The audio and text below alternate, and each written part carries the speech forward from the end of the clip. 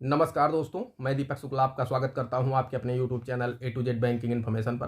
दोस्तों, आज का वीडियो बहुत ही शानदार होने वाला है क्योंकि आज मैं आपको भारत सरकार की एक ऐसी योजना के बारे में जानकारी देने वाला हूं जो आप सभी के लिए बहुत ही लाभदायक और बहुत ही महत्वपूर्ण योजना है।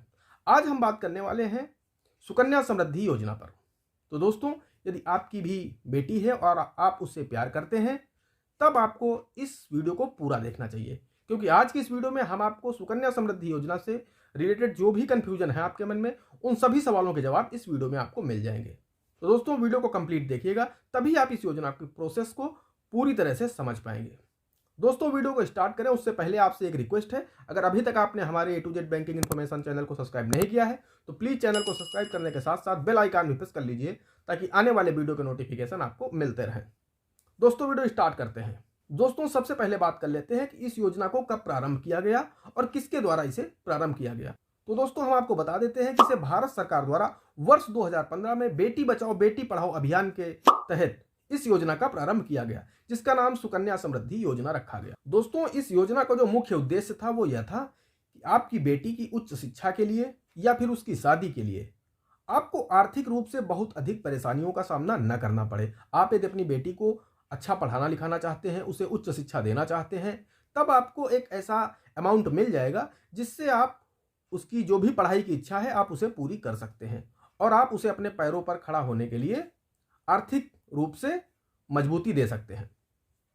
और वहीं यदि आप अपनी बेटी की शादी करना चाहते हैं, उस दशा में भी आपको उसकी शादी के समय एक ऐसा अमाउंट मिल जाएगा इस योजना से कि आप उस बेटी की शादी अच्छे से आप कर सकते हैं और आपको कहीं भी इधर उधर भटकना नहीं पड़ेगा।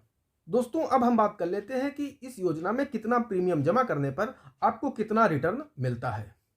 दोस्तों, हम आपको बता दें, इस योजना में आपको मिनिमम कम से कम 250 रुपए प्रति माह जमा करना होगा।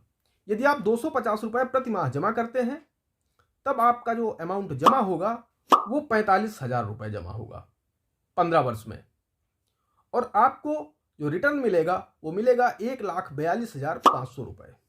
वहीं यदि आप 500 रुपए प्रति माह जमा करते हैं तब आपका जमा होगा 90,000 रुपए और आपको मिलेगा 2,85,000 रुपए। वहीं दोस्तों, यदि आप 1,000 रुपए प्रति माह इस योजना में जमा करते हैं तब आपका टोटल 15 वर्षों में जमा होगा 1,80,000 रुपए और आपको जो रिटर्न मिलेगा 21 वर्ष में वो आपको मिलेगा 5,70,000 रुपए।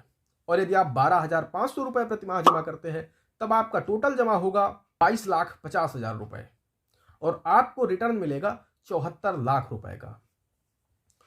दोस्तों, इस योजना में आपको 15 वर्ष तक पैसे जमा करने हैं। मान लीजिए आपकी बेटी की उम्र 1 वर्ष है और आपने इस योजना में अपनी बेटी का खाता खुलवा दिया है, तब जब तक आपकी बेटी की उम्र 15 वर्ष नहीं होगी तब तक आपको इस खाते में पैसे जमा करने हैं। यानी इस योजना में आपको 15 वर्ष तक पैसे जमा करने हैं।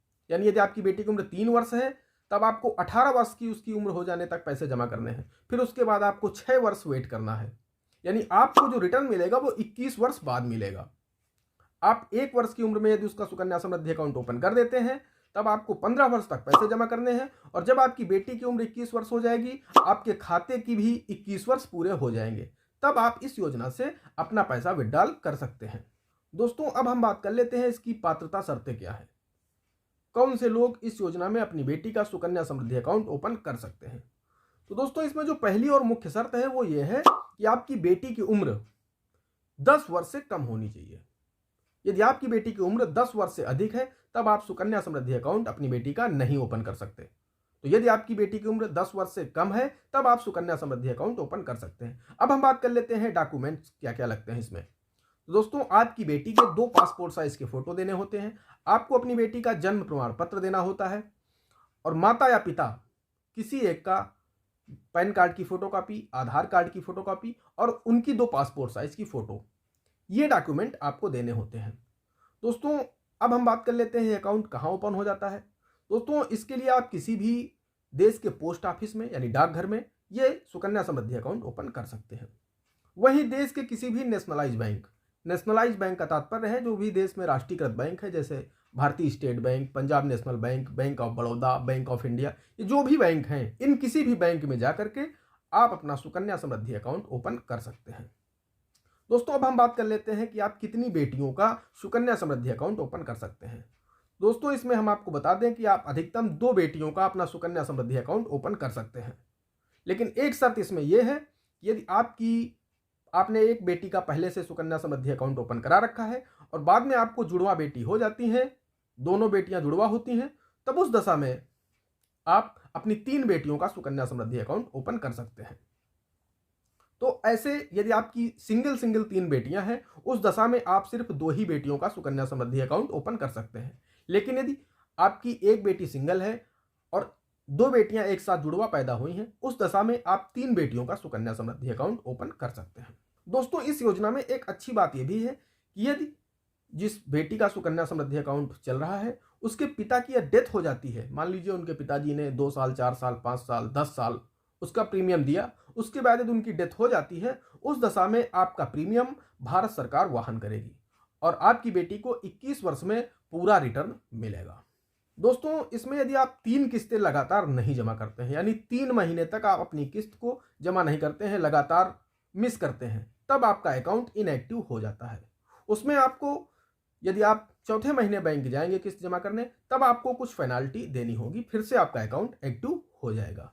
दोस्तों इसके ब्याज दर की बात करें तो इसमें ब्याज दर आपको आज के समय में 7.60% मिल रहा है, जो कि एफडी से 2 से 2.5% ज्यादा है। तो दोस्तों इस योजना में आपको सबसे अधिक ब्याज मिलता है। दोस्तों इस योजना में एक अच्छी चीज ये भी है कि आपको जो भी अमाउंट मिलेगा रिटर्न में मिलेगा, चाहे वो 10 लाख हो, 20 लाख हो या 74 लाख हो, आपको वो अमाउंट टैक्स फ्री होगा। धारा 80C के अंतर्गत आपको उस अमाउंट पर कोई भी टैक्स नहीं देना है, जबकि आप बैंक में जो एफडी कराते हैं उस पर यदि आपने एक वर्ष में 10,000 रुपए से अधिक ब्याज कमा लिया है तब आपको टैक्स देना होता है। लेकिन सुकन्या समृद्धि अकाउंट में यदि आपने उसमें से 74 लाख रुपए का भी रिटर्न पाया है, तब भी आपका जो अमाउंट होगा वो टैक्स फ्री होगा, उस पर आपको कोई भी टैक्स नहीं देना है। दोस्तों एक शर्त पर आप इस योजना से बाहर भी निकल सकते हैं। यदि आपकी बेटी को कोई गंभीर बीमारी हो जाए, उस दशा में आप उस योजना से बाहर निकल करके वो पैसा निकाल करके बेटी के इलाज में आप खर्च कर सकते हैं। वहीं यदि आपकी बेटी डेथ हो जाती है, उस दशा में भी आप अपना वो पैसा ब्याज सहित वापस पा सकते हैं। दोस्तों आप इस योजना का 50% पैसा एक शर्त पर वापस पा सकते हैं, या तो आपकी बेटी की उम्र 18 वर्ष पूर्ण हो जाए या फिर आपकी बेटी हाई स्कूल पास कर ले। इन दो में से कोई एक शर्त यदि वह पूरी कर लेती है, तब आप उस योजना से उसकी उच्च शिक्षा के लिए उसका 50% अमाउंट विड्रॉ कर सकते हैं। दोस्तों जब तक आपकी बेटी की उम्र 18 वर्ष नहीं होगी, तब तक माता या पिता जिन्होंने भी इस अकाउंट को ओपन कराया है वो ही इस खाते का संचालन करेंगे। लेकिन जैसे ही आपकी बेटी की उम्र 18 वर्ष हो जाएगी, वह स्वयं उस खाते का संचालन कर पाएगी। तो दोस्तों यदि आपको भी बेटी है और आप अपनी बेटी से प्यार करते हैं, तब आपको इस योजना में शामिल अवश्य हो जाना चाहिए। आपकी बेटी की उम्र यदि 10 वर्ष से कम है, तब आप तुरंत अपनी बेटी का सुकन्या समृद्धि अकाउंट ओपन कर लें, ताकि भविष्य में आपकी बेटी की शादी के लिए और उसकी उच्च शिक्षा के लिए आपको इधर उधर भटकना ना पड़े। आप उसे अच्छी शिक्षा दे पाएंगे और उसका अच्छे से शादी ब्याह कर पाएंगे। दोस्तों आई होप मैंने आपको इस वीडियो के माध्यम से सुकन्या समृद्धि योजना पर पूरी जानकारी दे दी है। दोस्तों फिर भी कोई सवाल हो आप लोगों के मन में, आप हमें कमेंट करिए, हम उन सभी सवालों के जवाब देने की कोशिश करेंगे। दोस्तों आज के वीडियो में इतना ही, मिलते हैं अगले वीडियो में किसी अगले टॉपिक के साथ। तब तक के लिए जय हिंद, जय भारत।